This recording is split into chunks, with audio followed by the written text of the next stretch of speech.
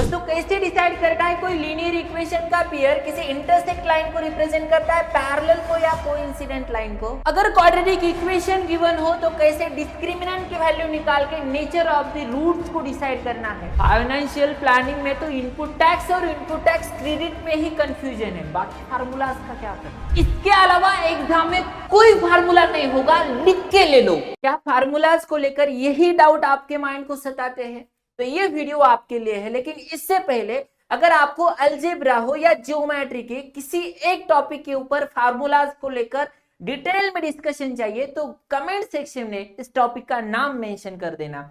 हम अगला वीडियो इस टॉपिक के ऊपर लेकर आएंगे। इस वीडियो में देखेंगे हम अलजेब्रा के यानी कि तुम्हारे मैथमेटिक्स पार्ट फर्स्ट के डिटेल फार्मूला जो तुम्हारे एग्जाम के लिए बहुत ही इंपॉर्टेंट होंगे।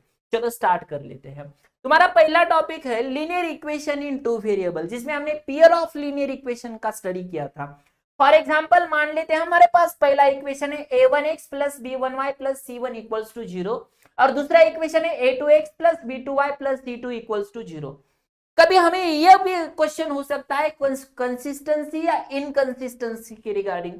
बता दो कि इन दोनों इक्वेशन से है ना डिसाइड कर लो कि क्या ये इक्वेशन इस दोनों इक्वेशन कौन से लाइन को रिप्रेजेंट करते हैं, पैरेलल लाइन को है ना, ओवरलैप्ड लाइन को यानी कि कोइंसिडेंट है ना, और या तो इंटरसेक्टिंग लाइन को रिप्रेजेंट करते हैं। अगर इस इक्वेशन से अलजेब्रिक इंटरप्रिटेशन होगा a1 upon a2 is equals to b1 upon b2 is equals to c1 upon c2।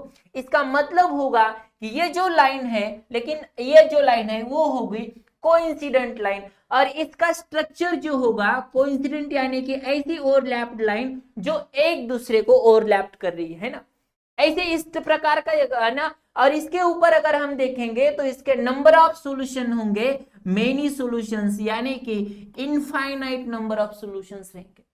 दूसरा पार्ट है अगर मान लो इसका है ना अल्जेब्रिकल इंटरप्रिटेशन है a1 upon a2 is not equals to b1 upon b2 यानी कि ये दोनों लाइन एक दूसरे को इंटरसेक्ट कर रही है। अगर ये दोनों इंटरसेक्ट कर रहे हैं तो सॉल्यूशन की संख्या रहेगी 1 सॉल्यूशन और इसको बोलते हैं कंसिस्टेंट इक्वेशन। तीसरा पार्ट है अगर मान लो a1 upon a2 is equals to b1 upon b2 is not equals to c1 upon c2। अगर ऐसी कंडीशन है तो इसको बोलते हैं पैरेलल लाइन और ये दोनों इक्वेशन पैरेलल लाइन को रिप्रेजेंट कर रहे हैं, इनको बोलते हैं नो सॉल्यूशन। सबसे पहला प्रकार आता है कंसिस्टेंट और बाकी जो है ना दूसरा प्रकार आता है कंसिस्टेंट। थर्ड कंडीशन में कोई सॉल्यूशन हमें नहीं मिलता क्योंकि ये पैरेलल लाइन को रिप्रेजेंट करता है और इस पैरेलल लाइन को रिप्रेजेंट करने के बाद ये दोनों कभी इंटरसेक्ट ही नहीं होते तो हमें कोई सॉल्यूशन ही नहीं मिलता। अगर आप स्टेट बोर्ड से है ना बिलोंग करते हो आप सभी बच्चे, तो स्टेट बोर्ड के लिए अगर जो कंडीशन इसमें इंपॉर्टेंट है वो है डिटर्मिनेंट के।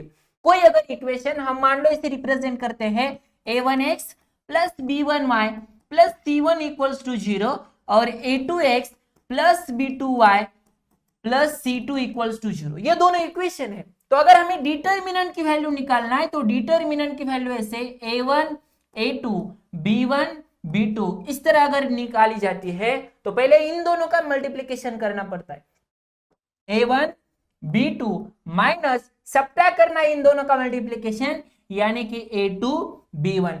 ये फार्मूला है डिटर्मिनेंट का।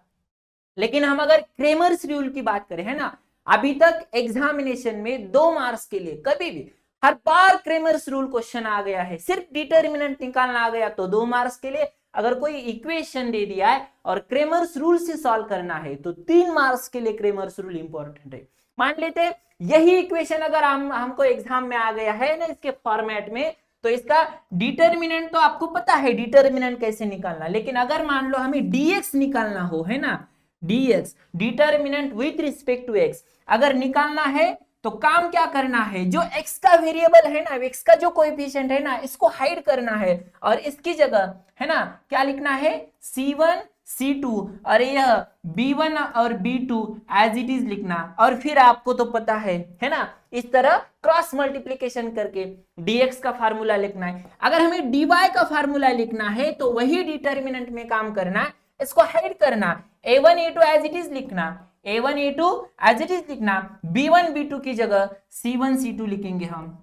ओके, और हमारे पास डिटर्मिनेंट की वैल्यू आ गई, डिटर्मिनेंट विथ रिस्पेक्ट टू आ गया, determinant with respect to y आ गया, ये तीन वैल्यूज है, तो हम x की वैल्यू निकालेंगे dx अपॉन d और y की वैल्यू निकालेंगे dy अपॉन d। ये दो फार्मूला हमारे लिए इंपॉर्टेंट है क्रेमर्स रूल की वैल्यू निकालने के लिए। देखो ये इक्वेशन गिवन है, तो हम पहले डिटर्मिनेंट की वैल्यू निकालेंगे, फिर dx की निकालेंगे, फिर dy की निकालेंगे। सर dx की कैसे निकालेंगे, तो इन दोनों का मल्टीप्लीकेशन करेंगे, है ना, c1 b2 minus c2 b1, और ये जब dy की वैल्यू निकालना है तो dy का a1 c2 minus c1 a2, c1 a2, इस तरह ये फार्मूला यहां पर सॉल्व करना है। ये होगा क्रेमर्स रूल, हमारे linear equation in two variable में बहुत ही इंपॉर्टेंट है।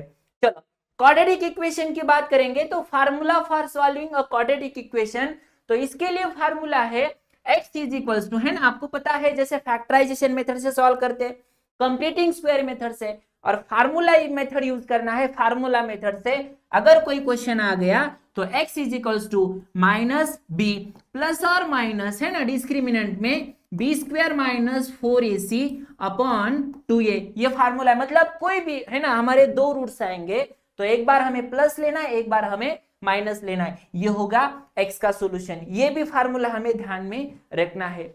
Nature of the roots of a quadratic equation, ये बहुत ही इंपॉर्टेंट है और हर बार नेचर क्वेश्चन में आ जाता है कि इस क्वाड्रेटिक इक्वेशन का नेचर बता दो। इस नेचर के लिए हमें सबसे पहले डिस्क्रिमिनेंट इंपॉर्टेंट होता है, और डिस्क्रिमिनेंट की वैल्यू होती है बी स्क्वायर माइनस 4ac, इसको बोलते हैं डिस्क्रिमिनेंट।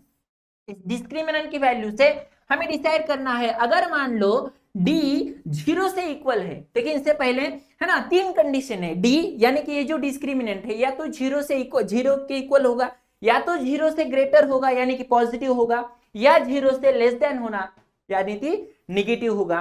तो अगर ये इसके तीन कंडीशन है, ये तीन कंडीशन हमें ध्यान में रखना है। फॉर एग्जाम्पल हमने अभी एक फार्मूला देखा था, x इज इक्वल्स टू, कौन सा था ये, माइनस बी प्लस और minus under root b square minus 4ac upon 2a। अब मुझे बताओ ये बी स्क्वायर माइनस 4ac अगर 0 बन गया, ये अगर 0 बन गया तो मतलब हमारा रूट्स जो है एक बार प्लस आएगा एक बार माइनस आएगा, यानी कि दोनों रूट्स क्या आएंगे, इक्वल आएंगे। और दूसरी इंपॉर्टेंट बात है कि ये रियल आएंगे, कोई तो एक पॉजिटिव निगेटिव नंबर होगा। इसका मतलब अगर ऐसा होगा तो रूट्स आर, है ना, roots are real and equal, ये कंडीशन होगी, roots are real and equal. अगर मान लो d इज ग्रेटर देन 0 आ गया, d इज ग्रेटर देन 0 आ गया, मतलब ये वैल्यू कोई तो पॉजिटिव आ गई, तो ये जो वैल्यू आएंगी ना, एक बार प्लस होगी एक बार माइनस होगी, यानी कि दो अलग अलग वैल्यूज हमारी आएंगे। तो हम नेचर बता देंगे, है ना, roots are real, roots are real and unequal,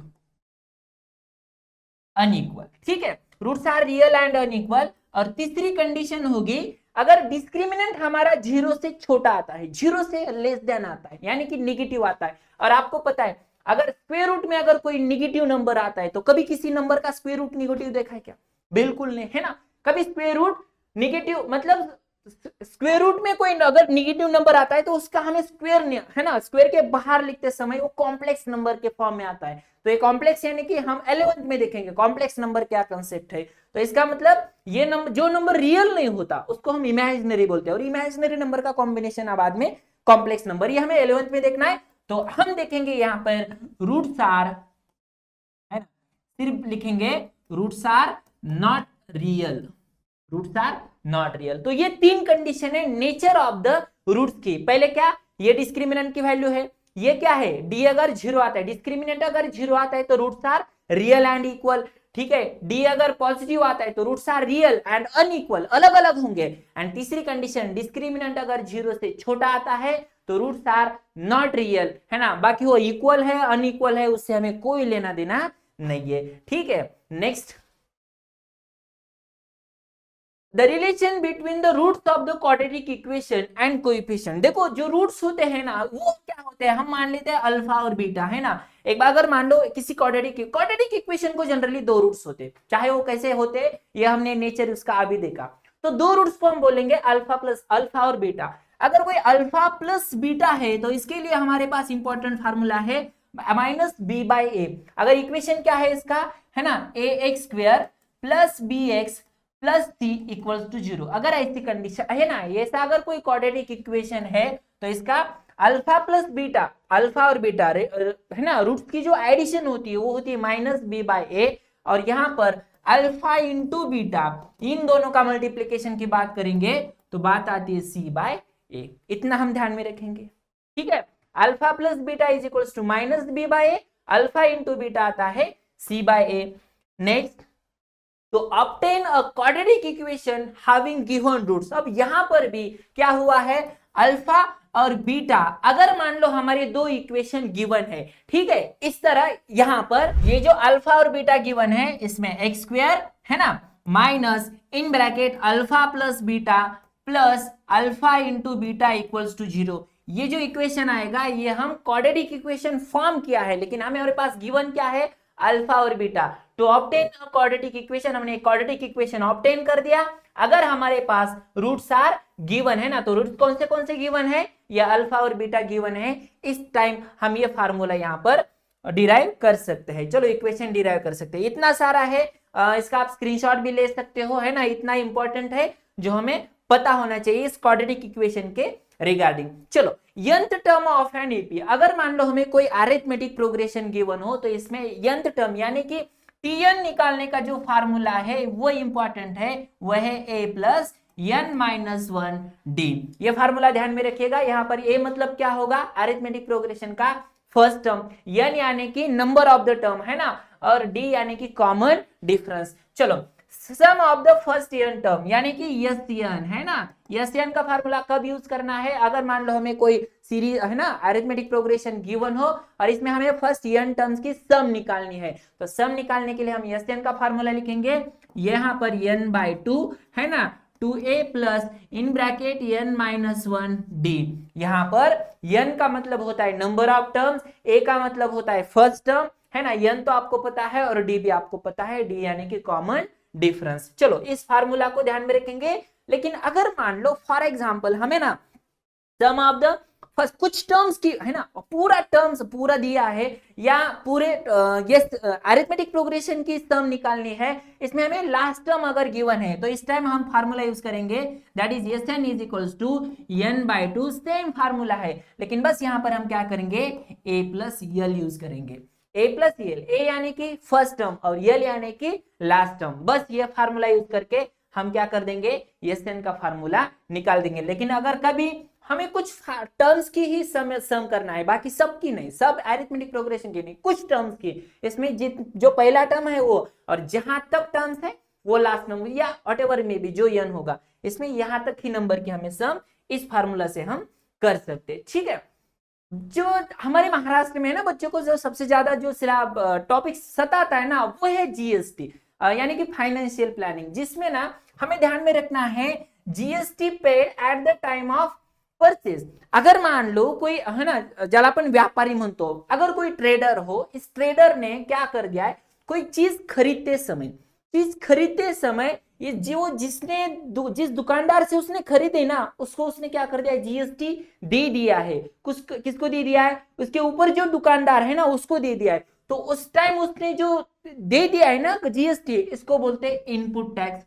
अब देखो क्या कर दिया है, इसी दुकानदार ने ये चीज, है ना, ऑब्जेक्ट आपको खरीदा है ना, आपको खरीदा, आपको बेच डाला, तो आपको बेचते समय आपसे कुछ GST उसने कलेक्ट कर दिया है। GST collected at the time of sale, जब वो इसकी बिक्री कर रहा था ना उस टाइम आपसे उसने क्या कर दिया, कुछ GST कलेक्ट कर दिया। अब ये जो GST कलेक्ट किया है ना उसको बोलते हैं आउटपुट टैक्स। अब हमारा क्वेश्चन है what is input tax credit.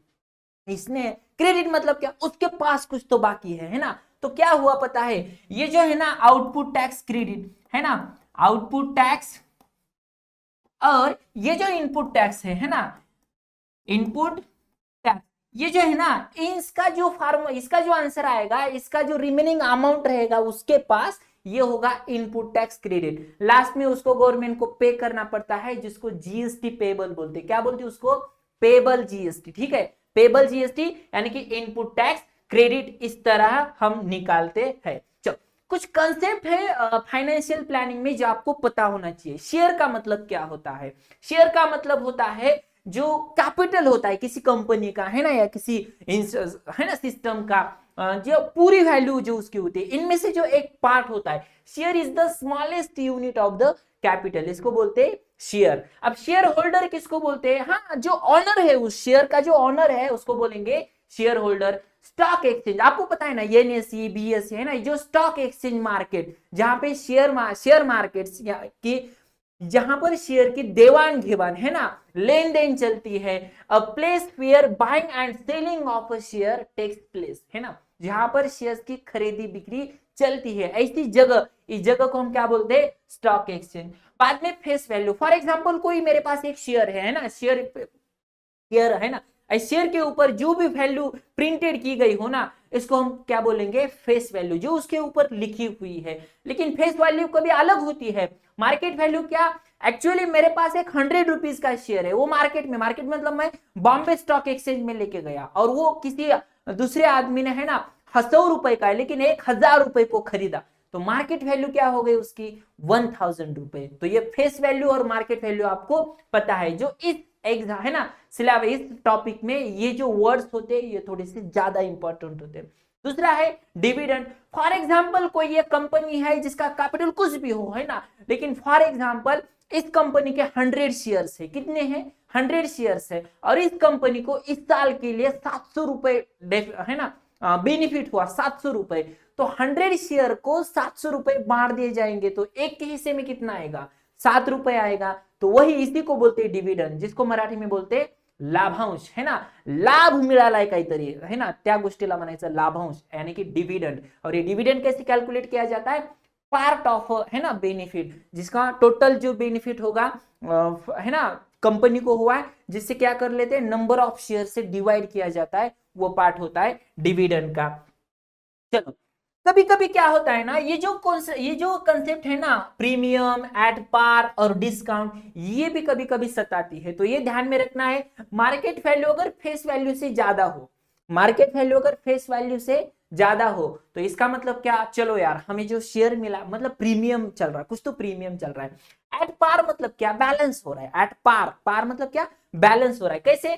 Face value and market value equal है। और सबसे इंपॉर्टेंट बात, डिस्काउंट, है ना, डिस्काउंट मतलब यार कुछ तो कम मिल रहा है ना, कम। तो मार्केट वैल्यू जब फेस वैल्यू से कम होती है, उसको क्या बोलते हैं? As share is at discount. ठीक है, चलो, अब सबसे पहले हमें एक ROR से लेकर एक फार्मूला है, ROR, है ना, हमारे बुक्स में। तो रेट ऑफ रिटर्न, इसको क्या बोलते हैं? Rate of return. और रेट ऑफ रिटर्न निकालते हैं, जैसे हम डिविडेंड से जो इनकम मिला है ना, डिविडेंड इनकम डिवाइडेड बाय जितना हमने सम इन्वेस्ट किया था, उसको 100 से मल्टीप्लाई करना। इन दोनों का जो भी ये आएगा ना, उसको क्या करना? 100 से मल्टीप्लाई करना। जो आंसर आएगा वो होगा रेट ऑफ रिटर्न। तो ये फार्मूला फाइनेंशियल प्लानिंग के लिए हमें इंपॉर्टेंट है।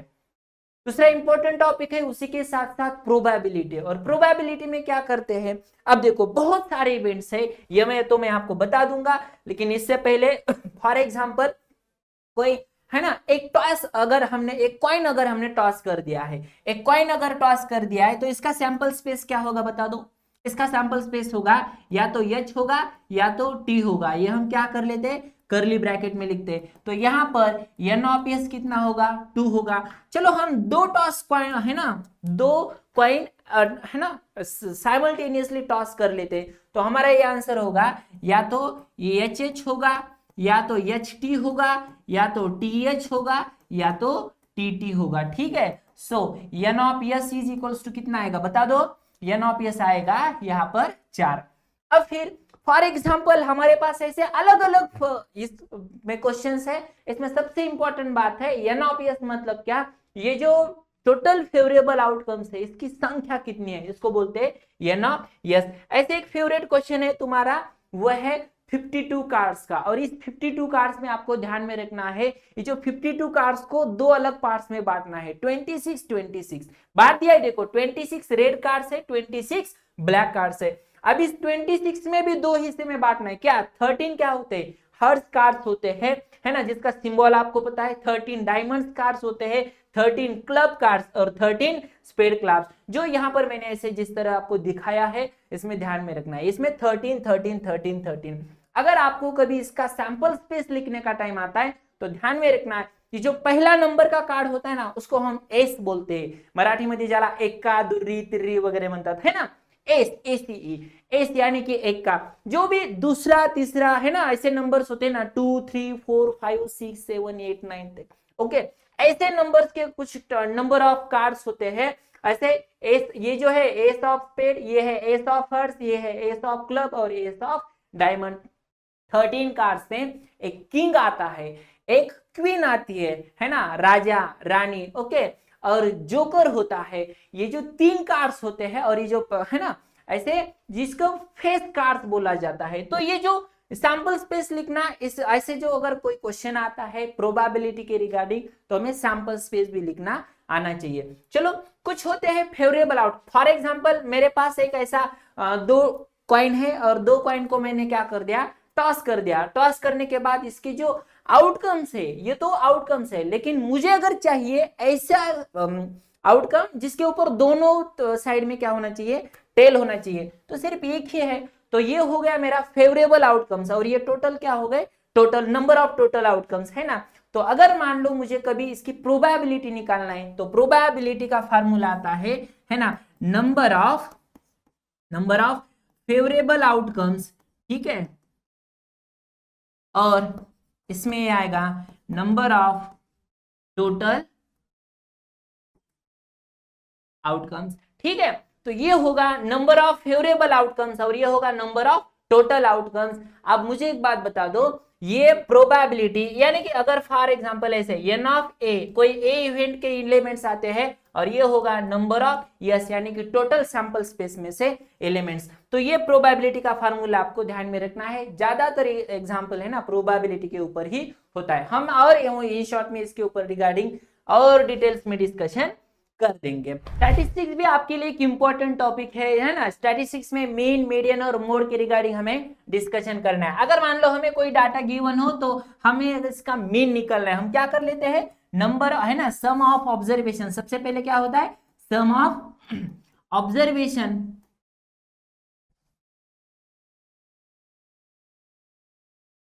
Upon number of observations, number of observations. लेकिन अगर मान लो कोई डाटा हमें गिवन है ना, ग्रुप फ्रीक्वेंसी के फॉर्म में, तो हमें ये फार्मूला यूज करना पड़ता है, summation of fi upon n, फिर n इज द फ्रीक्वेंसी। अब एज्यूम मीन मेथड में एक है ना, जिस क्लास इंटरवल को हमें कंसीडर करना है मीन, है ना, मिडल वाला, जिसमें इसको ए कंसीडर करना है। अब एक समेशन ऑफ डी बार, पहले डी बार की वैल्यू निकालना है, summation of fi di upon summation of fi, और इसमें मीन निकालते समय इस डी बार की जो भी वैल्यू आ गई और जिसको हमने ए कंसीडर किया था, इस ए को हमें क्या करना पड़ता है, ऐड करना पड़ता है। इसको बोलते हैं एज्यूम मीन मेथड। और एक लास्ट स्टेप डिविएशन मेथड, ये मीन के बारे में है ना। स्टेप डिविएशन मेथड में यू बार की वैल्यू निकालना, और जिसमें ये जो नया यहाँ पर जी आपको मिलता है, ये जी होता है जीसीडी, यानी कि पूरे जो भी ऑब्जर्वेशंस है ना क्लास इंटरवल के रिगार्डिंग, इस ऑब्जर्वेशंस की क्या होती है, वो जीसीडी। और एक लास्ट मीडियन। अब मीडियन का एल प्लस है ना n/2 minus c f upon f into h, where h is the class interval की, मतलब किसी क्लास इंटरवल के रिगार्डिंग जो हाइट होती है इसको हम एच बोलते हैं। मीडियन और मोड के रिगार्डिंग अगर बात करेंगे तो एल प्लस इन ब्रैकेट है ना f1 minus f0 upon 2f1 minus f0 minus f2 into H. आपको तो पता ही होगा है ना, यल यानी कि लोअर क्लास लिमिट, जिसके रिगार्डिंग f1 मतलब हम जिस क्लास इंटरवल की जो फ्रीक्वेंसी, इसको f1 f0 यानी उसके पहले वाले क्लास के है ना, जिसको हम प्रीसीडिंग सक्सीडिंग बोलते हैं। वैसे f1 बोले तो जो हमारा क्लास इंटरवल की फ्रीक्वेंसी, f0 यानी कि पहले वाले की, और f2 है ना, f2 की मतलब सेकंड है ना, नेक्स्ट वाले की फ्रीक्वेंसी, और एच मतलब तो आपको पता है क्लास इंटरवल की हाइट। ओके, इसके साथ साथ अगर मान लो हमें पाई चार्ट के रिगार्डिंग भी लास्ट में बात की गई है सेकंड एक्सरसाइज में। पाई चार्ट के में सबसे पहले ये मेजर ऑफ सेंट्रल एंगल है ना निकालना पड़ता है। तो सेंट्रल एंगल निकालने के लिए क्या करना, कोई इंफॉर्मेशन गिवन हो, इसमें number off score in a component, अगर एक किसी इंडिविजुअल का स्कोर है ना टोटल है ना divided by total number off score into 360, इससे हम क्या करेंगे, किसी भी मेजर एंगल की टेंडेंसी है ना, मेजर एंगल निकाल सेंट्रल एंगल मेजर करने के लिए ये फार्मूला यूज कर देंगे। इस तरह ये टॉप है ना अलजेब्रा के जितने भी इंपॉर्टंट फार्मूलाज थे इसके हमने यहाँ पर बता दिया है। जर तुम्हाला अशा जिओमेट्रीशी रिलेटेड असेल किंवा अल्जेब्राशी रिलेटेड एखाद्या महत्वाच्या टॉपिकवर जास्त डिटेल डिस्कशन पाहिजे असेल, फक्त फॉर्म्युलाशी रिलेटेड असं जर आपल्याला वाटत असेल तर तुम्ही कमेंट बॉक्स मध्ये सांगा, आणि त्या कमेंट मध्ये सगळ्यात जास्तीत जास्त ज्या टॉपिकवर कमेंट्स आलेले आहेत या कमेंट्सवर तुम्हाला नेक्स्ट व्हिडिओ तुम्हाला पाहायला मिळेल। अशाच आपल्या अल्जेब्रा सोबतच जिओमेट्रीच्या टॉपिक्सवरचं डिस्कशन ऐकायला सुद्धा विसरू नका। या व्हिडिओला लाईक करा, चॅनलला सबस्क्राइब केलं नसेल तर सबस्क्राइब करा, आणि तुमच्या 10वीच्या त्याचबरोबर जे काही आता 9वीला आहेत अशा 9वीच्या मित्रांना सुद्धा या व्हिडिओची लिंक पाठवायला विसरू नका। तोपर्यंत धन्यवाद।